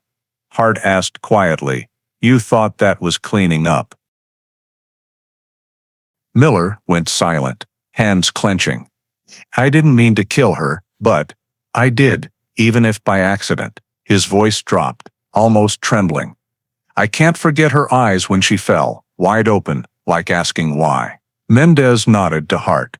Enough. The interrogation was fully recorded, witnessed by lawyers and the prosecutor. The official confession was signed at 7:42 p.m. on February 27, 2023, confirming Donald J. Miller admitted direct involvement in Kathy Spence's death at Cedar Ridge Logging Area on April 17, 2011. Motive: concealing illegal logging and accepting bribes. Before being let out, Miller looked at Hart, eyes both empty and weary. "I thought I was protecting the forest. In the end, I buried someone in it." Hart didn't respond. He watched the man once seen as justice's symbol leave in cuffs, leaving behind a cold room where a decade of lies was exposed by his own confession. On March 2, 2023, the sky over northern Washington was gray and murky. Light rain fell as the Washington State Patrol's investigation convoy entered Cedar Ridge Logging Area, not to chase theories, but to verify Donald J. Miller's confession. Police had his exact coordinates: 48, 8,834 degree N, minus 121.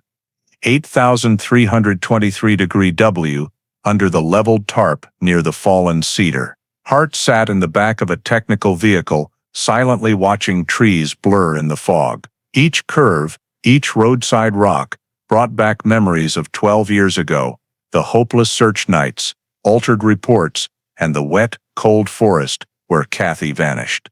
Today, the forest's silence wasn't empty. It felt expectant, waiting for something to return. At the scene, forensics set up a 200-meter radius cordon. Ground-penetrating radar scanned Miller's coordinates again. Within minutes, a signal appeared, a human-shaped mass, lying on its side, about 1.65 meters long, 1.8 meters deep in the mud. "Something's here," a technician whispered. Hart nodded, signaling for exploratory digging.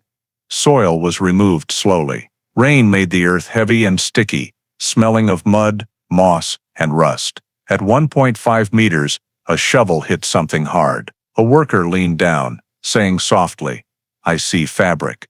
The team stopped digging, switching to hand clearing around the area. Clay parted, revealing a rotted dark green waterproof tarp. They widened the scope, and in the dim flashlight glow, a human shape emerged, a body wrapped in 2 tarp layers, head slightly tilted, as if placed hastily. No one spoke. Only the sound of rain on hard hats remained. Hart knelt, peering through a gap where the soil had shifted. Inside the tarp, strands of long brown hair mixed with dirt. "It's her," he said, voice hoarse. Forensics began recording the excavation. When the first tarp layer was removed, the body inside was relatively intact, preserved by the wet clay that seals tissue and fabric. The left arm was extended, wrist bearing a small metal watch. Its face cracked, hand stopped at 8:11 a.m., matching Kathy's final GPS timestamp from 2011. Hart stared at the watch, time frozen for 12 years. Under the final tarp layer, they found a small mud-crushed notebook, nearly disintegrated but with faint words. Wind from the north. Someone. Kathy's last words. No one spoke. A female technician bowed her head, tears mixing with rain. The body was lifted onto a special stretcher, sealed in an evidence bag. Dental and forensic experts conducted on-site identification. A chipped upper incisor matched Kathy Spence's dental records perfectly. Urgent DNA analysis in a mobile lab outside the forest confirmed 4 hours later, 100% match with Kathy Spence's profile in the cold case review database. A young officer beside Hart whispered, 12 years and we finally found her. Hart didn't reply. He looked up at the gray forest canopy, breath mingling with fog. Not found, he said. Returned. Near the burial site, investigators found more rusted metal fragments, matching the iron frame from the previous year, proving the scene was reinforced to fake a landslide. Soil around the body contained industrial hydrocarbon traces consistent with logging equipment oil. All corroborated Miller's claim of an illegal operation site. By afternoon, the rain stopped. The wet ground reflected flashing red and blue police lights. As Kathy's body was carried out of the forest, Hart and Cold Case Unit 7 stood in a line, hats in hand. No one spoke, but their eyes followed the narrow path out of Cedar Ridge, the path Kathy walked alone 12 years ago, never to return. At the site, Avery read the final cordon order. Location 48, 8,834 degree N, minus 121, 8,323 degree W, identified as a crime scene. All activity or movement in this area is prohibited until scene analysis is complete. Media arrived, but were kept a mile away. The official statement was released by the Washington State Prosecutor's Office that evening. The Kathy Spence case, missing since April 2011, is now confirmed as second-degree homicide. The victim's body was recovered at Cedar Ridge logging area, based on suspect Donald J. Miller's confession. Forensic and DNA results confirm the victim's identity. A 12-year cold case is officially closed. K5's 9 p.m. broadcast opened with a helicopter shot. Police vehicles lined the forest, silver fog in the background. The anchor's voice broke. Mount Baker is no longer just a rainforest today, it's a graveyard of truth. That night, in Olympia, Hart sat alone in his office, Kathy's old photo before him. He recalled the first morning in 2011 when her mother called police to report her missing. Now, after 12 years, that journey was over. But the cost of justice was something no one wanted to face, a life buried, and a man who once wore a sheriff's badge, now charged with murder. Hart opened his notebook, writing the final investigation entry. Kathy Spence's body was found, 11 years, 10 months, and 13 days after her disappearance. She didn't die nameless or forgotten. She is the final witness to the truth at Cedar Ridge. In September 2023, nearly 6 months after Kathy Spence's body was found, the Whatcom County Superior Court opened the trial of State of Washington versus Donald J. Miller. The sky was foggy, with light rain, typical of Bellingham mornings, and hundreds of locals lined up outside the old stone courthouse. On the steps, signs read, "Justice for Kathy, no one above the law." It was no longer just a criminal case, it was a trial of a community's trust in a man who once wore the sheriff's badge. The prosecution, led by Thomas L. Avery, presented the case with a slow, deliberate, calculated tone. Before a 12-person jury, he opened with a 3D Cedar Ridge map. Each red marker was evidence: Miller's DNA in Kathy's car, the blood-stained jacket, the recorded confession, and the coordinates of the buried body. The second slide showed test results, DNA 100% match with Donald J. Miller, 0.00002% chance of coincidence. The room was silent, only the sound of reporters' pens scratching. Avery spoke evenly. "We're not here to judge an accident.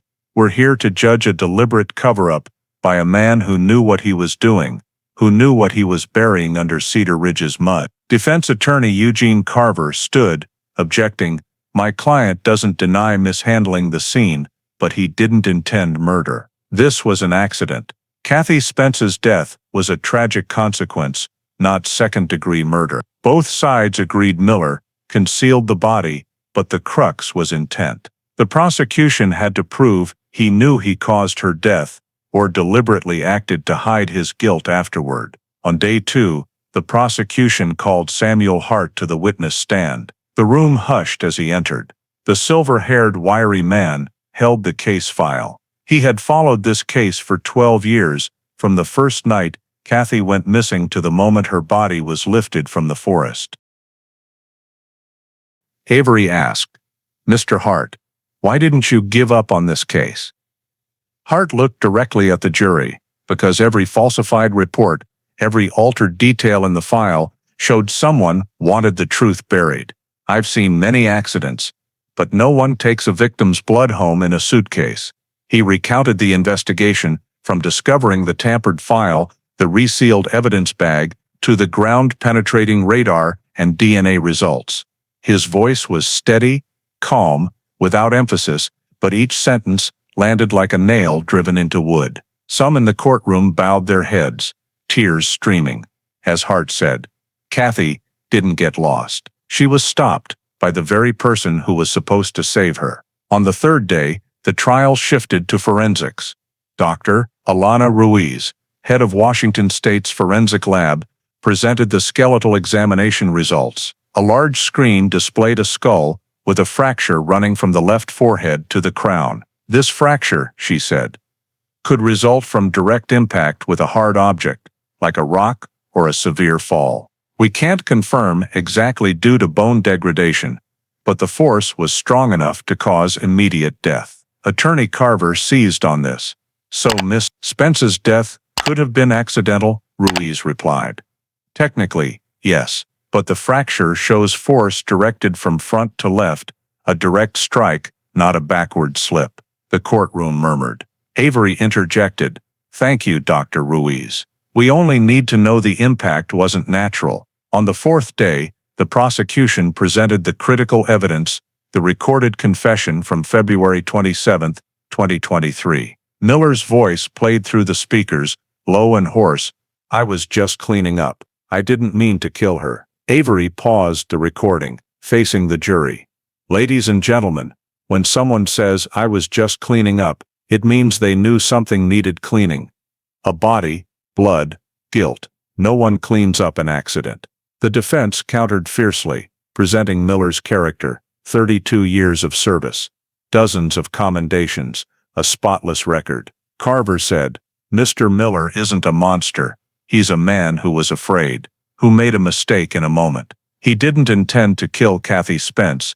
He just didn't know how to face his error." He ended with a line that silenced the room. "If fear is a crime, we're all guilty." The trial stretched nearly 3 weeks. The press reported daily, dubbing it the trial of the Rain County. Each morning, dozens of Bellingham residents attended, bringing flowers to place outside the courthouse. Kathy's family sat in the front row, her mother, Helen, quietly clutching her daughter's worn photo throughout the sessions. On the final day, Avery stepped to the podium, voice resolute. Mr. Miller said she wasn't supposed to be there. But Cedar Ridge is a national forest. No one has the right to say someone shouldn't be there. He said, "I was just cleaning up." But that act robbed a family of 12 years to bury their daughter. That's not fear, that's a choice. The jury retired to deliberate. 6 hours passed, the deliberation room door still closed. Outside, heavy rain poured. Hart sat silently in the hallway, listening to the rain tap the glass. When the green signal light blinked, everyone stood. The foreperson read aloud, "The jury has not reached a consensus on the intent to kill. 8 votes for second-degree murder, 4 for manslaughter. Deliberations are adjourned until tomorrow. The courtroom door closed, leaving the heavy sound of rain on the roof. Hart stood by the window, gazing toward the distant misty mountains. He knew the fight wasn't over, but at least after 12 years, the truth had been spoken, in daylight, before all. On December 14, 2023, nearly 3 months after the jury's initial adjournment, the Whatcom County Superior Court delivered its final verdict. The courtroom was packed, every seat filled. Outside, a crowd lined the hallway in Washington's cold, damp air. The atmosphere was thick with tension. Everyone knew this was the day a 12-year case would close, but no one dared predict the outcome. Donald Miller entered, face aged, hair white, limping slightly. He wore an orange prison jumpsuit, hands cuffed in front. He looked at no one, said nothing, his eyes fixed on the prosecution table, where Hart sat quietly. His old Washington State Police badge still pinned to his vest lapel. At 9:17 a.m., Judge Rebecca Lowry struck her gavel. She spoke slowly, each word cutting the air. After reviewing all evidence, witness testimony, and forensic reports, the court finds defendant Donald J. Miller guilty of the following charges: concealment of criminal evidence, guilty; obstruction of justice, guilty; second-degree manslaughter, guilty. The courtroom fell silent. Only the sound of the clerk's pen scratching. A few soft sobs came from the back, where Helen Spence, Kathy's mother, sat. She bowed her head, hands clutching her daughter's faded photo. The judge continued with the sentencing. Under Washington state criminal law, defendant Donald J. Miller is sentenced to 18 years in prison, with no parole for the first 12 years. Upon completion, the defendant will be under behavioral supervision for 5 years. The defendant has 30 days to appeal. Miller showed no reaction, staring blankly at the table. When the judge asked, "Do you have anything to say before the court adjourns?" Miller replied softly, voice hoarse, "I'm done justifying. I was wrong. I just want this to end." His words silenced the room again. No one clapped. No one cheered. The truth was exposed, but there was no victory in the cost paid by both sides. As guards led Miller through the narrow hallway, Hart stood. Their eyes met briefly. No hatred, no forgiveness, just two men who once stood on the same side, now on opposite shores of a divide. Miller lowered his head, silent. The steel door closed. The lock's click was a final punctuation. Outside, rain began to fall. On the courthouse steps, Kathy's family embraced. Helen said softly, "It's not justice, just the truth being known." Her son, Peter Spence, stood beside her, eyes red, but voice calm. "At least now we know where she is." Hart left the court silently, holding the yellowed case file. He paused under the awning, watching rain slide off his coat. A Seattle Times reporter approached. "Are you satisfied with today's outcome?" Hart gave a tired smile. "Justice is never perfect. But if today brings peace to someone, that's enough." That afternoon, the Seattle Times front page ran a bold headline, white text dark against a misty Mount Baker forest photo. "The truth, sleeping in Washington's rainforest, has finally been unearthed." The article recounted the entire case, from Kathy's last message on April 17, 2011, to the body's excavation from clay, ending with the image of the aging detective, Samuel Hart, walking in the rain, clutching a folded map. On social media, thousands of comments appeared. "Justice comes late, but it comes. The badge bearer buried the truth. Thank you to those who never gave up." That evening, King 5 aired a special report. A reporter stood outside the courthouse, voice steady. "The Kathy Spence case, missing from Mount Baker's forest in 2011, is closed after 12 years. Former Sheriff Donald Miller was sentenced to 18 years. Bellingham's community says this isn't a sad ending, but a necessary one." In the dark, Mount Baker's forest sank into fog.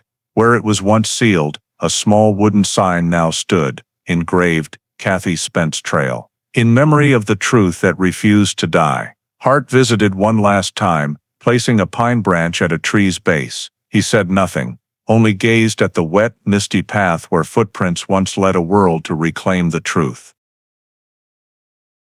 After Miller's sentencing, the case's aftershocks lingered. On January 5, 2024, the Washington State Department of Justice issued an urgent statement. A statewide internal investigation would examine all ties between Whatcom County Police, the Forestry Office, and Cedar Ridge Logging Company, central to Miller's confession. On the Attorney General's desk, the investigation order read, "The goal is not just one case, but the system that allowed it to be hidden." Within the first month, the Special Task Force collected over 1,200 pages of Cedar Ridge Logging Company as financial records, a company licensed to log near Mount Baker's National Forest before its 2008 suspension. Forgotten Olympia archive documents were recovered, check copies, vague donation receipts, and security consulting payment records. A chilling coincidence, many bore familiar signatures: Donald Miller, Sergeant Neil Franks, and Officer Craig Hill, all involved in the 2011 search. A March 2011 accounting note caught the task force's attention: Security Liaison, $2,400, processed via Bellingham PD contact. The amount matched a community donation reported by Bellingham police at the time. When traced, the funds came from Cedar Ridge Logging Company's account, confirming suspicions that the company bribed local police to protect illegal logging. Where Kathy Spence unknowingly captured photos. In mid-February, the internal investigation recalled Hart as a consultant. At an Olympia press conference, he spoke briefly. "We can't fix the past, but we can prevent the future from repeating it."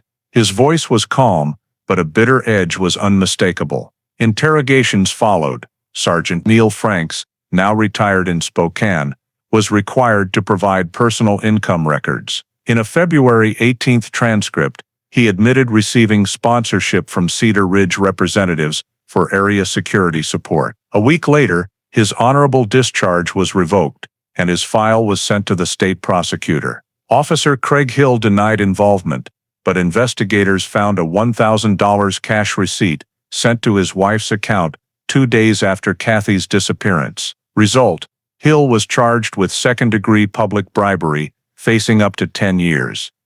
Captain Laura Vance was found to have approved community support funds, partly sourced from Cedar Ridge, but lacked criminal elements. She was forced into early retirement without benefits. The 162-page investigation report, released April 30, 2024, stated, "The Kathy Spence case is not just an individual crime. It exposed the silent decay of a local investigative system where ties between power and economic interests blurred ethical lines. Evidence control, investigation oversight, and financial reporting processes were exploited or ignored. No one saw the truth because everyone believed a badge couldn't be wrong." The report was sent to all 39 Washington counties. Within 2 months, the Department of Justice mandated sweeping reforms. All evidence sealing must be continuously video recorded.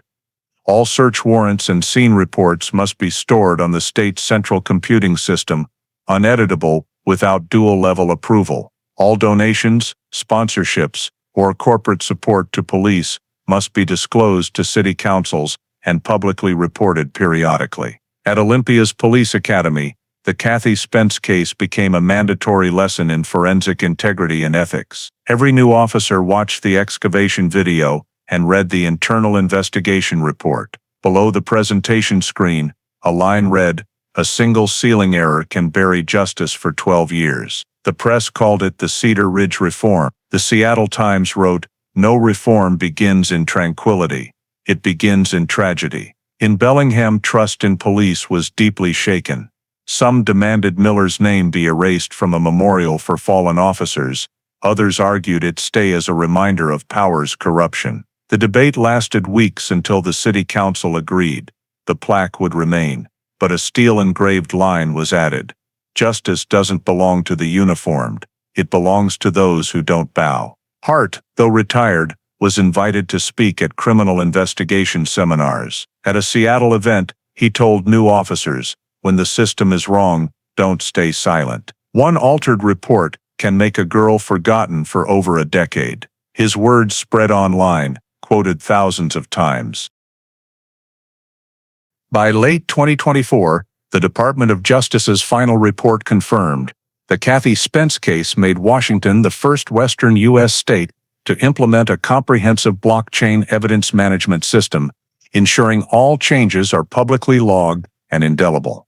From a case buried in a rainforest, it became a benchmark for forensic and ethical reform. The report's preface, in bold, read, "All justice begins with daring to face our own mistakes." In February 2025, nearly 2 years after his sentencing, Donald Miller was transferred from Whatcom County Jail to Monroe's federal prison for long-term incarceration. He was held in a section for elderly inmates, a room barely over 7 square meters, with a small window facing the snow-covered Cascade Mountains. Prison reports noted Miller was quiet, avoided labor, and spent days writing in an old leather notebook from the prison library. His trembling words, ink smudged in Washington's damp air. In April, a yellow envelope arrived at Samuel Hart's old Olympia office address. No sender, just a handwritten note in the corner.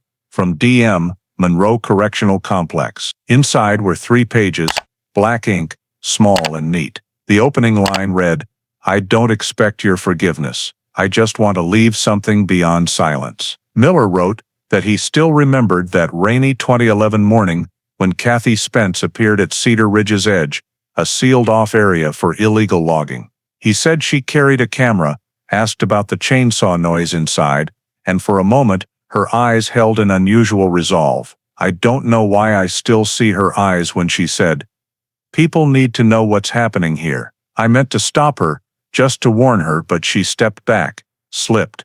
I didn't think she was dead. When I saw blood, I panicked. I feared losing my reputation, everything I'd built. And so, I turned myself into a killer. He detailed burying the body, forging reports, adjusting coordinates, every detail the investigation proved, but now without defense, just raw guilt. In the letter's final paragraph, Miller wrote, "Every night, I dream of her standing in the rain, silent, just watching. I may die here, but at least I've written the final truth I owe her and myself." Hart read the letter in his quiet room, light reflecting off the Mount Baker map still on his wall.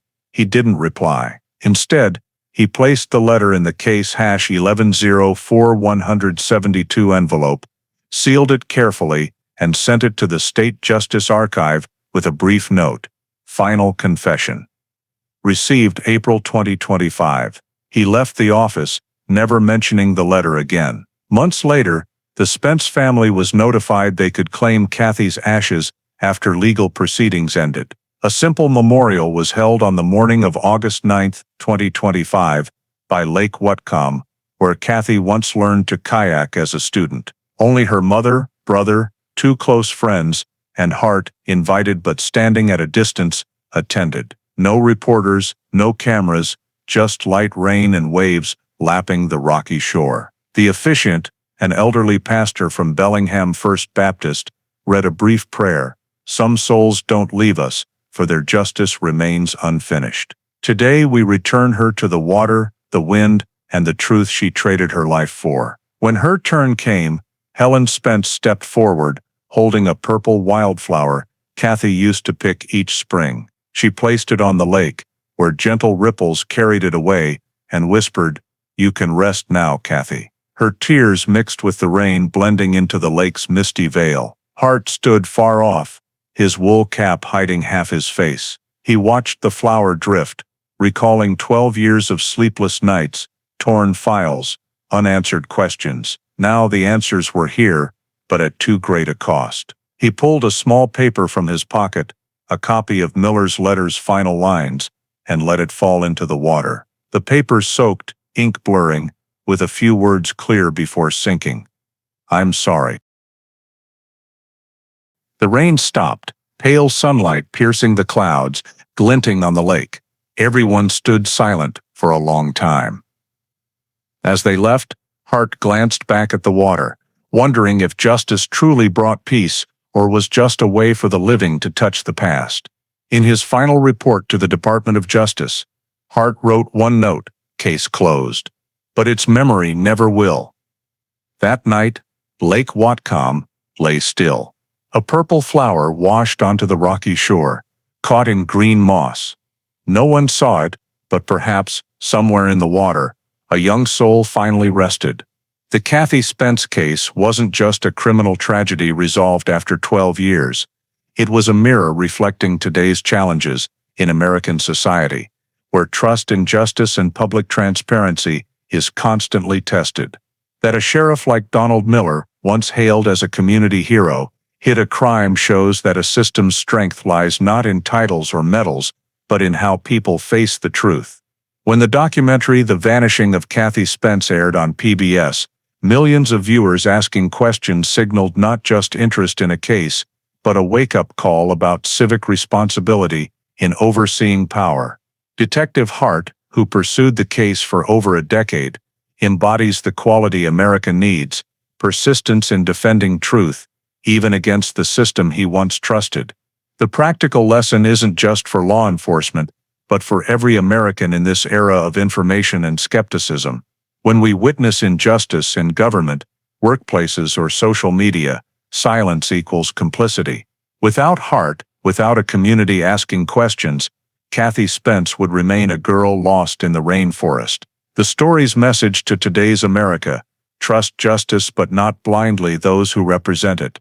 Respect the system, but don't hesitate to fix it when it's wrong. Only then will justice arrive on time, and truth won't stay buried under mud, fear, and silence. If you believe truth deserves to be found, no matter how long it's buried, subscribe to join us in uncovering forgotten cases. Thank you for being here, and we'll see you in the next video, where another story of justice unfolds under America's skies.